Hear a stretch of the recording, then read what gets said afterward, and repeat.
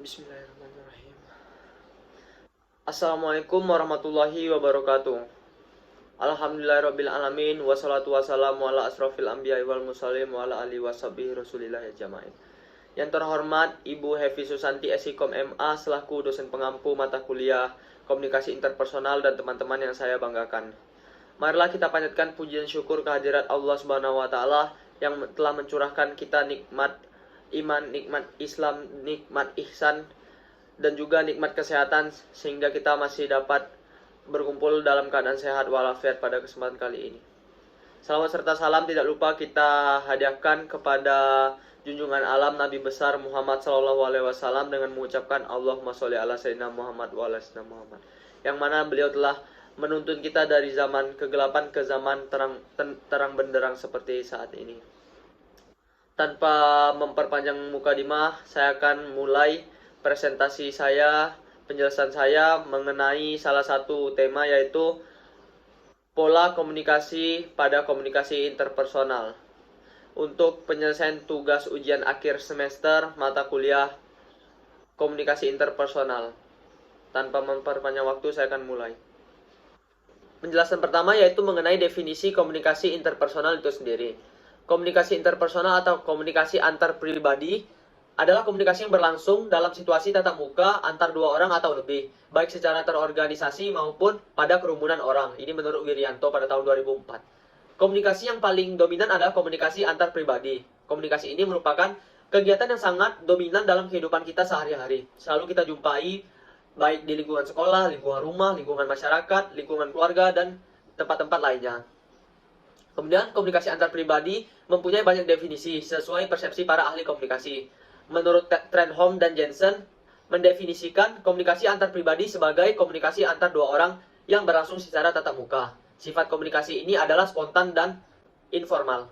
Lalu saling menerima feedback secara maksimal. Sedangkan menurut Littlejohn, memberikan definisi bahwasanya komunikasi interpersonal adalah komunikasi antar individu-individu. Lalu ada menurut Agus M. Harjana, bahwasanya komunikasi antar pribadi adalah interaksi tatap muka antar dua orang atau beberapa orang, di mana pengirim dapat menyampaikan pesan secara langsung dan penerima dapat menerima pesan secara langsung juga dan dapat memberikan feedback atau tanggapan secara langsung. Penjelasan berikutnya yaitu mengenai faktor-faktor pembentuk komunikasi antar personal. Menurut Liliweri pada buku tahun 2011, terdapat 5 faktor pembentuk komunikasi antar personal. Di antaranya itu perbedaan antar pribadi, kemudian yang kedua yaitu pemenuhan kekurangan. Lalu yang ketiga, perbedaan motivasi antar manusia. Keempat, yaitu atas dasar gengsi. Dan yang terakhir, yang kelima, yaitu pengakuan kebutuhan atas orang lain. Itulah kelima faktor-faktor pembentuk komunikasi antar personal. Faktor komunikasi menjadi hal penting dalam proses pengelolaan komunikasi antar personal, di mana dalam aktivitas yang dilakukan dapat mendukung kegiatan komunikasi yang dilakukan. Faktor tersebut terbentuk dari aktivitas personal dan interpersonal sebagai upaya kegiatan komunikasi yang dilakukan. Penjelasan berikutnya yaitu mengenai pola komunikasi pada komunikasi interpersonal.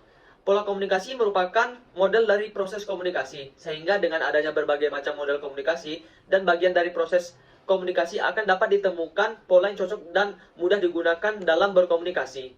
Pola komunikasi identik dengan proses komunikasi, karena pada pola komunikasi merupakan bagian dari proses komunikasi itu sendiri.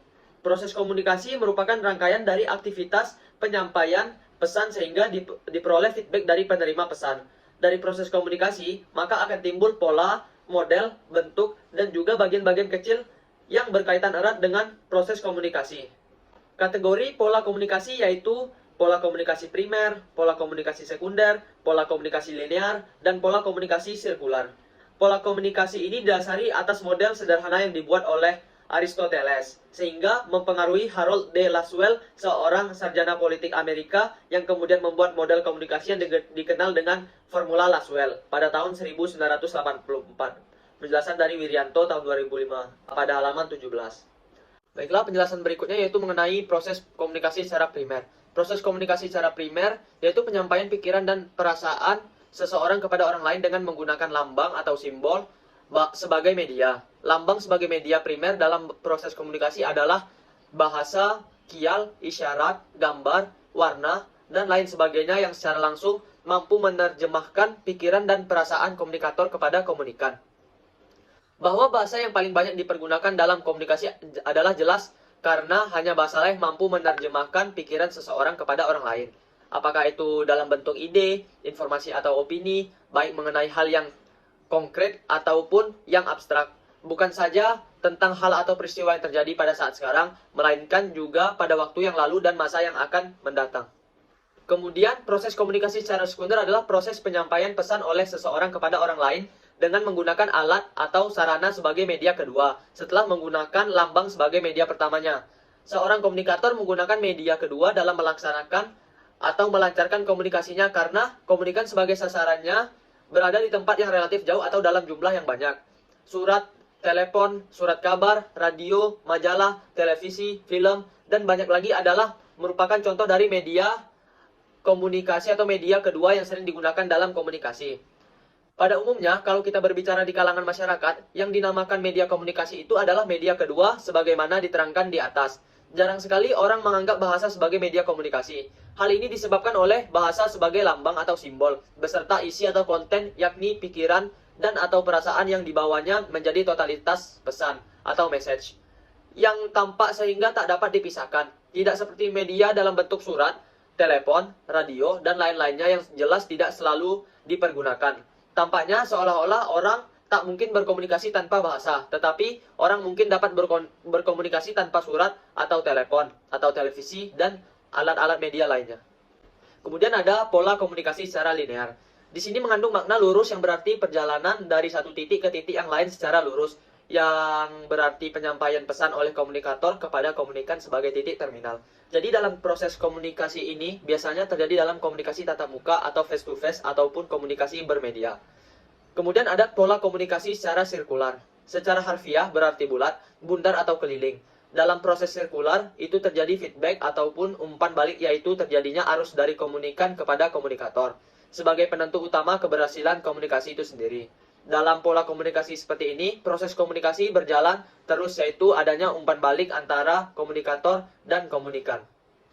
Baiklah, kesimpulan yang dapat saya berikan dari penjelasan materi saya yaitu pola komunikasi adalah bentuk atau pola hubungan antara dua orang atau lebih dalam proses pengiriman atau penerimaan pesan yang dikaitkan dua komponen, yaitu gambaran atau rencana yang meliputi langkah-langkah pada suatu aktivitas dengan komponen-komponen yang merupakan bagian penting atas terjadinya hubungan komunikasi antar manusia atau kelompok dan organisasi. Pola komunikasi identik dengan proses komunikasi, karena pola komunikasi merupakan bagian dari proses komunikasi itu sendiri. Proses komunikasi merupakan rangkaian dari aktivitas penyampaian pesan sehingga diperoleh feedback atau tanggapan dari penerima pesan. Dari proses komunikasi akan timbul pola, model, bentuk, dan juga bagian kecil yang berkaitan erat dengan proses komunikasi itu sendiri. Baiklah, mungkin itu saja materi yang dapat saya sampaikan mengenai pola komunikasi pada komunikasi interpersonal. Masih jauh penjelasan saya dari kata sempurna. Terlebih dan kurang saya mohon maaf, kepada Allah saya mohon ampun. Bila ada kesalahan, itu murni datangnya dari saya sendiri, dan yang paling benar datangnya dari Allah Subhanahu wa Ta'ala. Mungkin saya belum cocok untuk menyampaikan materi ini, tapi semoga bermanfaat untuk kita semua yang menonton dan mendengarkan penjelasan saya ini. Unzur makola wala tanzur mankola. Jangan lihat siapa yang menyampaikan, tapi lihat apa yang disampaikan. Saya Muhammad Rian Herman Saputra dari kelas mata kuliah Komunikasi Interpersonal Lokal E. Undur diri. Assalamualaikum warahmatullahi wabarakatuh.